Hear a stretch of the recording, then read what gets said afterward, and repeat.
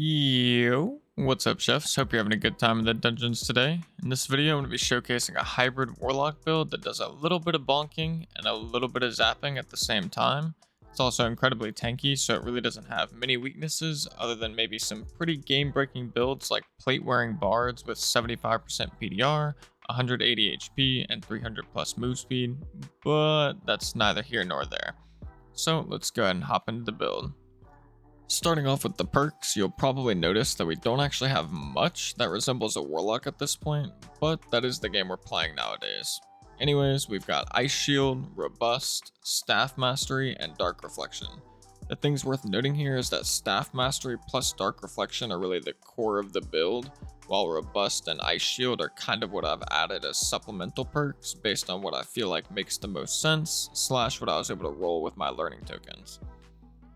I think Robust is certainly really good. As you'll see when I take it off, I go from 158 to 138 HP, which in a lot of scenarios probably determines whether or not I can survive an extra hit or not. Additionally, Ice Shield could definitely be swapped out if you feel like you're running into a lot of magic damage builds for either anti-magic or Iron Will, which in this case is just flat out better than anti-magic because it gives me over 25% MDR even against divine magic, and this is mainly because of how much MR I already have without it, whereas if you were very low on magic resist, you would probably want anti-magic instead. But it is worth mentioning that Ice Shield is kind of a banger in a lot of cases for this build, because conceptually, the ideal scenario is that once you've whittled them down with spells a little bit, buffed up with Ignite, and actually go into melee, that you should be killing them in 1 to 2 hits alongside them hitting you once and proccing Dark Reflection. So you kind of want to get hit once, but any times after that aren't really beneficial to you, so the action speed and move speed slow they receive after hitting you once helps out with that. Especially against rogues, bards, fighters, just all the different builds that are running some mixture of Slayer and dual wield or whatnot. Following that, we have the skills, which recently I've been running Phantomize plus Spell Memory since I'm learning Cyclops' melee and just want to have the get out of jail free card against the I-Beam mechanic. And I don't think this setup is bad for PvP either, but it does make you lean on your spells just a tad bit more. However, if you're just focused on the PvP capabilities, then there is a certain wizard skill that just makes this build pretty insane, which is Arcane Shield, which I do actually have as well. The reason this skill is so good though is because the shield works against physical and magical damage, while also scaling for a marginal amount with your magic power bonus, but much more importantly, the splash damage that's emitted after the shield is broken scales for 100% with your additional magic damage stats, and I'm also like 75% sure that it then scales with the magical damage of your staff and your magic power bonus as well. Finally, we've got the spells. For this build, I'm using Curse of Pain, Ignite, Ice Bolt, Hydra, and Life Drain. I usually like to open up fights by igniting first, so I've got it active in case they pop Sprint or Rage or both and run at me. Then if I have the opportunity, I'll try to start off with an Ice Bolt or two, since this spell hits like a truck if you can land it, while also applying a really sizable slow. Then I usually follow that up with a Curse of Pain, which is easier to hit since they're slowed, and if I've landed both of those spells, then I will almost always just recast Ignite and look to finish the fight in melee, since finishing fights quick is pretty vital at the moment with the amount of third partying that's been happening recently. As for Hydra and Drain, this is just something that probably every caster wants to have if they can get it, since it makes resetting after fights or during fights extremely quick and also just gives you a lot of options in the game, such as sitting in Storm, bringing in less meds, etc, etc. Before we hop into the gameplay, I've got a brief damage check where, as you can see, without Ignite, I'm doing 58 Fizz damage plus 34 magic damage, which is coming from the Staff Mastery to be clear, which totals up to 92. And then with Ignite active, it's an additional 21 on the hit with a 1 tick 15 damage burn, totaling to 128 when it all comes together. I'll also be putting up on screen my understanding, which could be wrong, of the damage calculation for Dark Reflection and Arcane Shield, even though I'm not taking Arcane Shield in this match, just so you have an idea.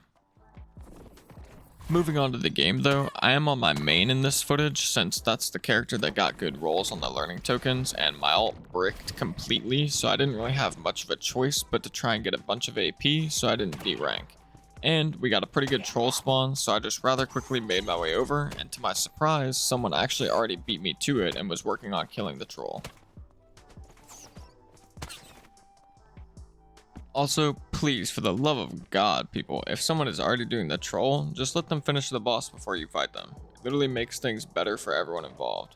Most importantly, the boss doesn't get reset, so whoever wins the fight doesn't have to restart the boss and kill it from scratch.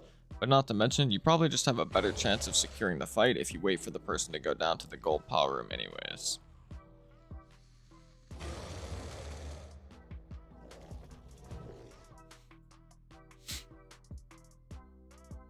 Huh? Person died to the troll, the fuck? Hopefully I didn't come off as too salty there, but the match right before this, I legit had my troll kill interrupted twice, where I had to reset the boss, chase the players around before killing them, and then finally got to go back and do the boss on the third attempt.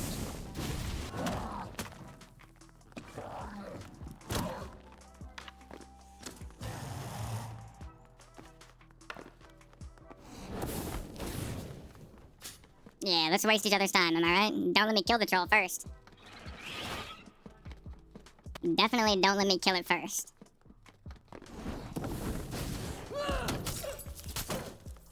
Smart play, bro.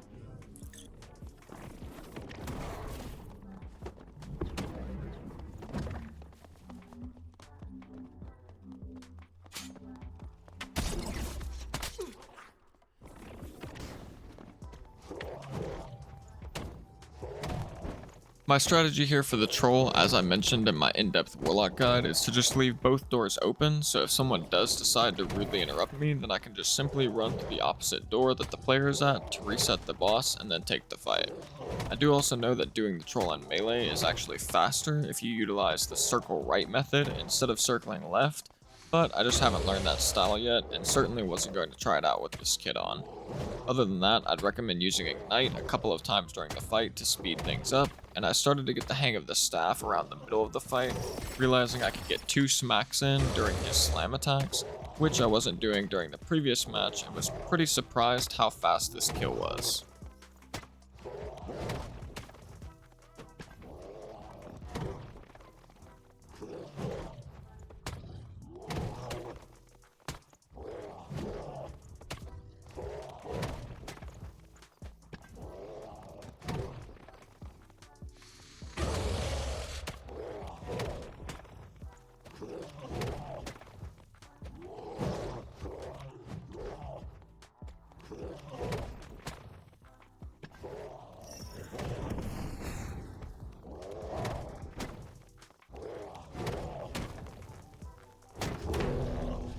Wait, I killed this thing fast as fuck, actually.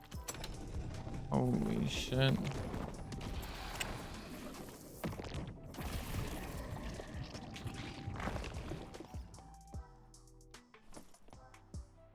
Oh my. Oh my. Holy shit.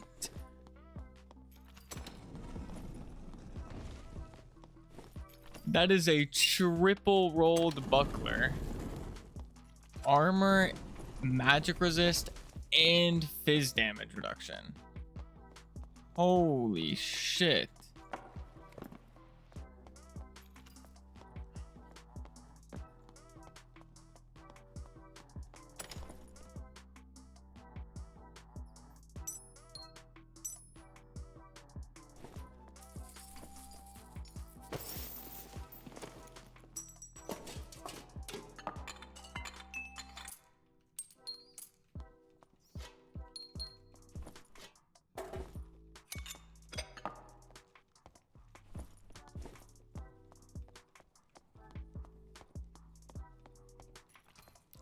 Still nobody did Cyclops?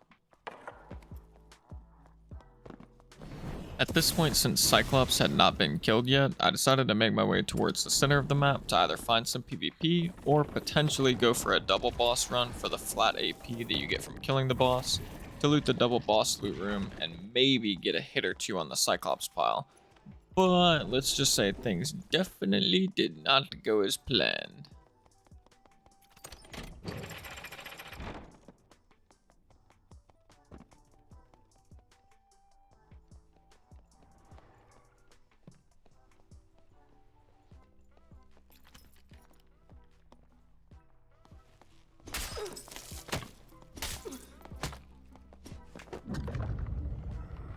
Now, if that doesn't showcase the tankiness of this build, then I don't know what will, because if I was playing a traditional caster lock setup, I would have 100% died if I wasn't able to get my Phantomize off before the second hit.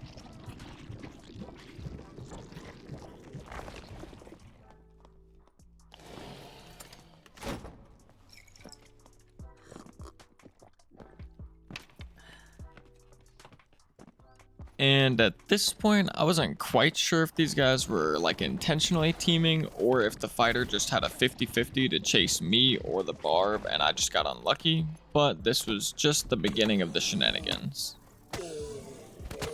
In a moment, I make my way back to the center room because at the time of recording this, I just had the impression that they were intentionally teaming, even though that could have been wrong, so I was a bit tilted and wanted to go back and fight.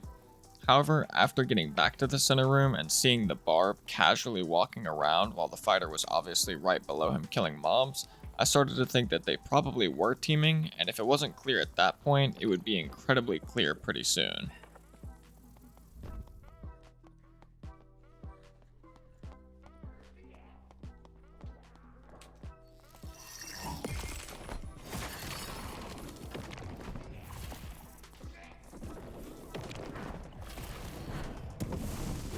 This was a first for me, being stuck in a door.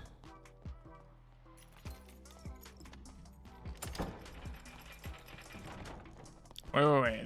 Let's not third party this, right?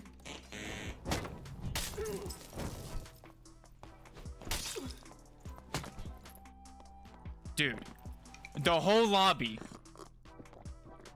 In the moment, I was pretty mad because I couldn't get a 1v1 and thought this was honestly a whole different fighter because he no longer had the police on his back, which it definitely could have been, but after rewatching the footage, I realized he was still wearing a boot point, which is what the fighter with the police on his back was wearing, so I honestly don't know for sure, but now I kind of assume it was the same fighter the whole time. Either way it goes though, I was definitely about to go beef with that barbarian as well.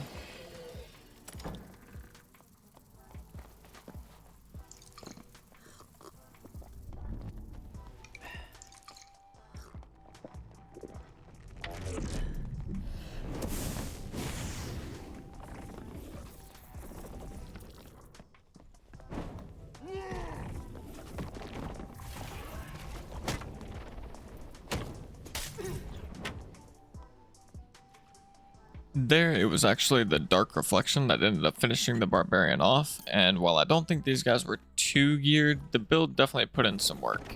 However, that does pretty much conclude the action from this match though, so I'll just go ahead and fast forward through the last little bit of it, before showing the AP chart as well as me selling all the goodies and the items I got from the run. And finally, I'll give a breakdown of the gear I was running during the match.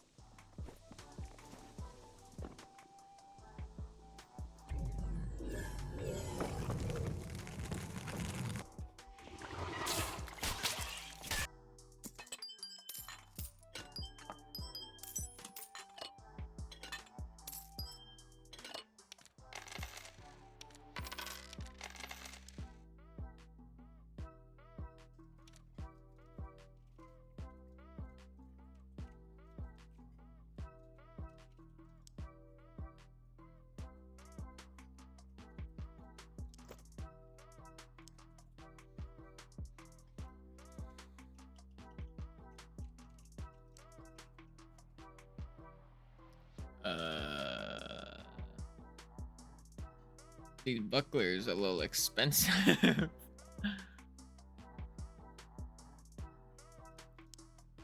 One's 13 armor, 10 MR, 2.6 fizz damage reduction. Better than, or it's basically the same as this one. I'll just put it up for 2K.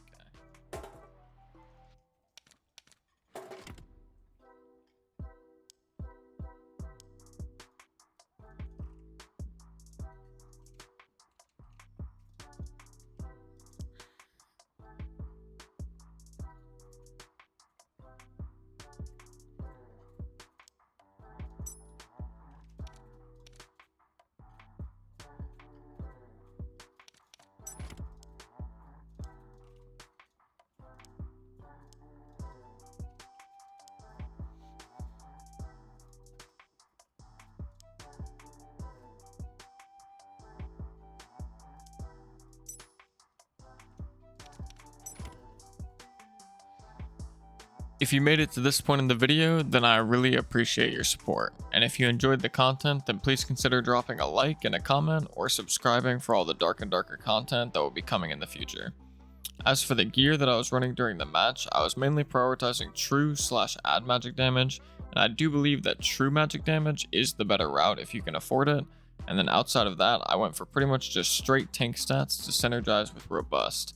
So starting it off with the Shadow Hood, we have 3 Vigor, 2 true magic damage on an epic hood, we have a rare Bear Pendant with +1 all, +3 additional magic damage, a rare Cultist Robe with +1 all, +5 max health, rare leather gloves with 3 vigor, 3 max health, rare loose trousers with 1 all, 1 knowledge, rare lightfoot boots with 5 additional move speed, +7 armor rating, a rare radiant cloak with 3 max health and 2 additional magic damage, an epic ring of vitality with 7 armor rating, 2 true magic damage, a rare ring of quickness with 1 additional magic damage and 8 armor rating, and then finally an epic magic staff with 6% magic pen and 5 max health.